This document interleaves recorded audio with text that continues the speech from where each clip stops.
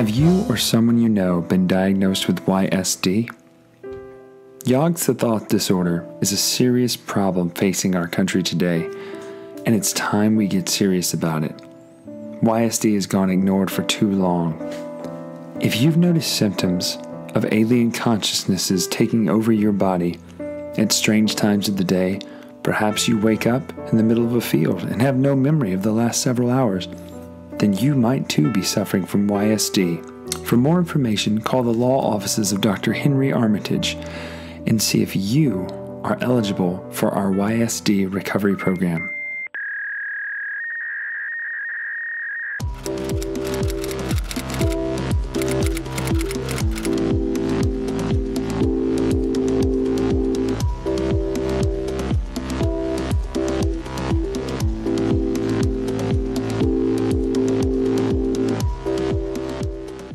One of the major complaints when it comes to board games is the idea of a pasted-on theme. And one of the themes that is most pasted on of anything else in the entire universe, or multiverse for that matter right now, is the Lovecraftian Cthulhu mythos.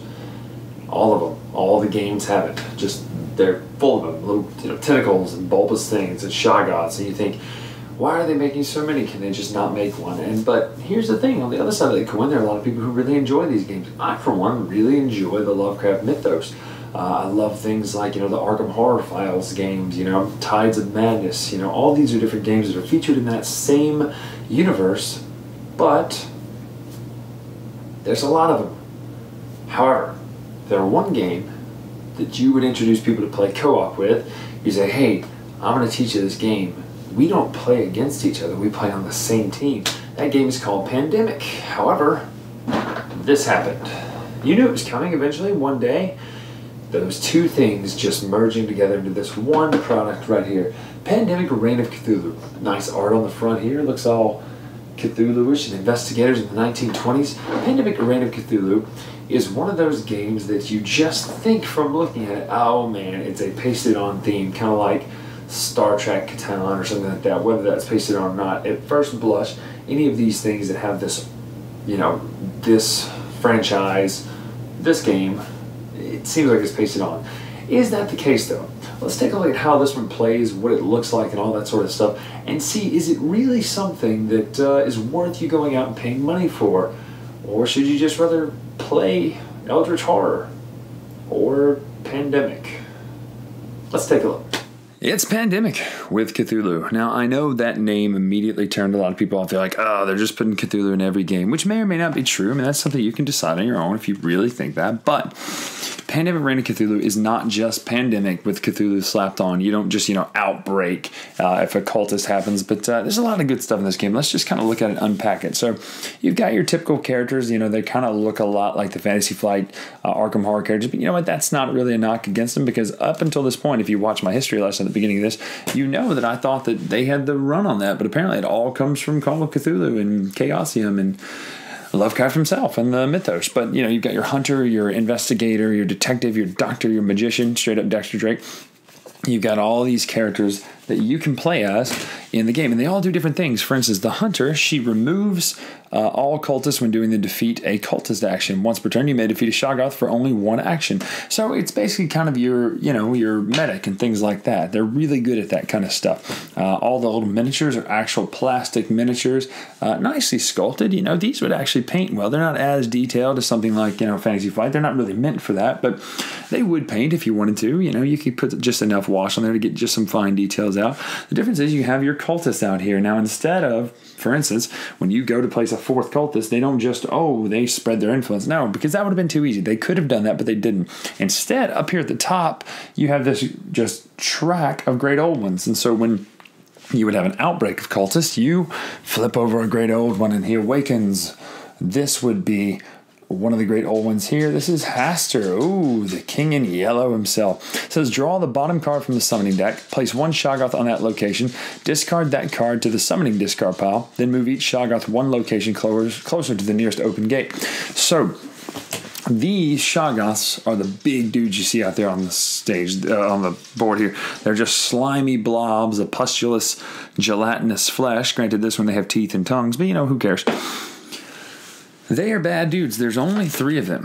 If all 3 of them get placed and you have to place a 4th one, you lose. If all of the Great Old Ones awaken, you lose. And you put Cthulhu at the last one, typically. If you can't place any more cultists, you lose. If your characters all die, you lose.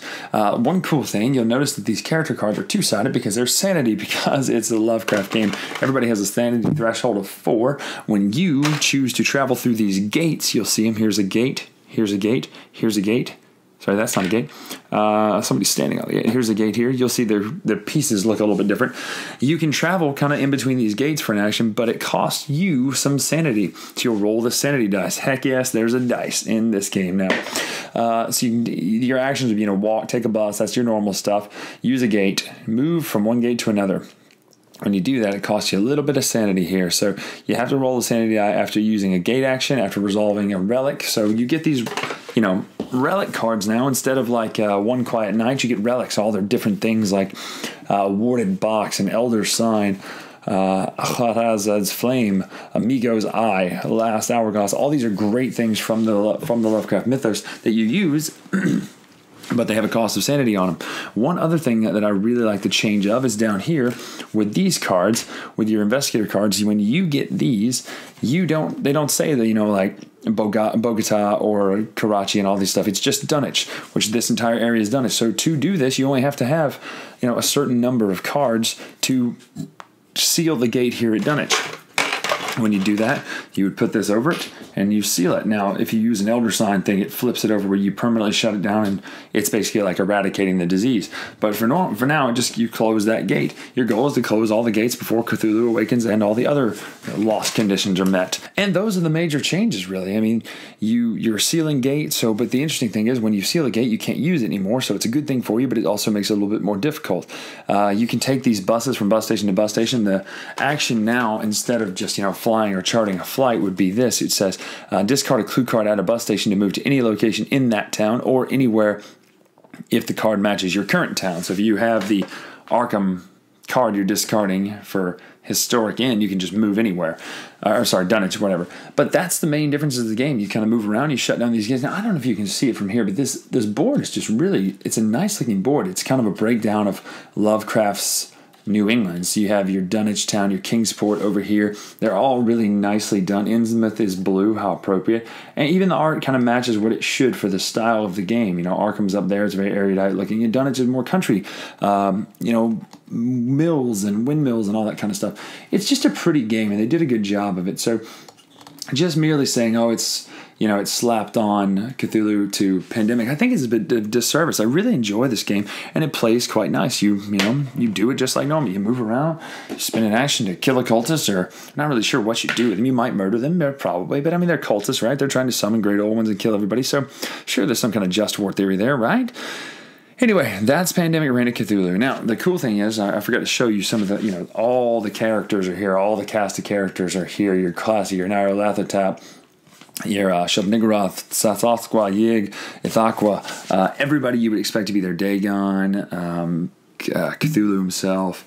They're all there. So if you like the theme, if you like Lovecraft, this one is for you. I did not think I would like this because here's the thing. I don't really care for Pandemic that much, but I love Lovecraft and I love Cthulhu and all that sort of stuff. And this game is really, really good, and it got me to really enjoy Pandemic again. I like this better than Pandemic Legacy, even though the Legacy has that story style, just because of the style of play. So that's Pandemic Reign of Cthulhu. And as it happens, it is not just a pasted-on theme. Sure, it's a theme of a game that is involved. And takes some of the systems of the main game, like Pandemic, and turns it into a Cthulhu romping system where you're running around between Kingsport, Dunwich, Arkham, and Innsmouth, and you're trying to stop the cultists and sealing up gates and stopping the Great Old Ones from being summoned.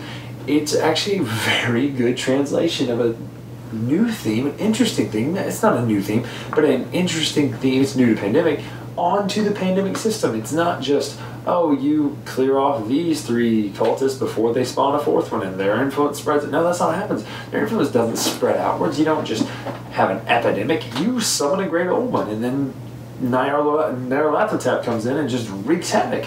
And so you have to play with these kind of sometimes permanent, sometimes temporary penalties that happen because the Great Old Ones get summoned. There's Shoggoths. There's different style of just big bads versus just cultists. So a lot of ways to lose.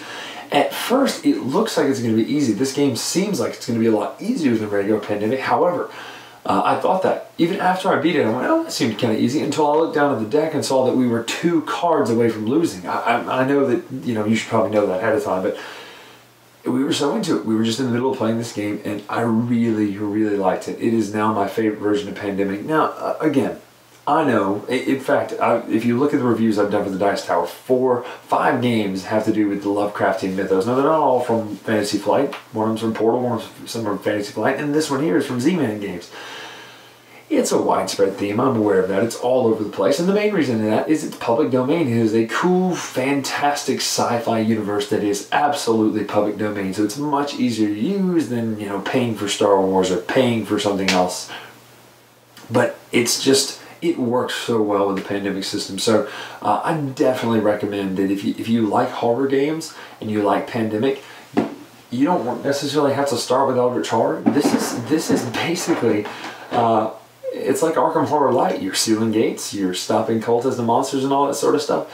It's a really fast way to get people into this theme, and then you go, hey, did you guys enjoy that? What if I told you there was a little bit deeper when you take them to Eldritch Horror, Arkham Horror, even Mansions of Madness or something like that? So Pandemic Reign of Cthulhu, I highly recommend this. I give it an 8.5 out of 10. So that's all for this time in the latest retro, taking a look at Pandemic Reign of Cthulhu. If you like this video, make sure to check out our other videos on the Dice Tower. Subscribe to the Dice Tower to follow all the kind of crazy videos that they have coming out, as well as follow me on Twitter at the latest retro over here. So until next time, we'll see you. Thanks so much for watching the Dice Tower videos. Find more great videos and reviews, as well as our top-rated audio podcast at Dicetower.com. You can also find other great shows at DicetowerNetwork.com. I'm Eric Summerer, and you've been watching The Dice Tower. The Dice Tower is sponsored by Cool Stuff Inc., where you can find great games for great prices. Cool stuff in stock. Check them out at CoolStuffInc.com.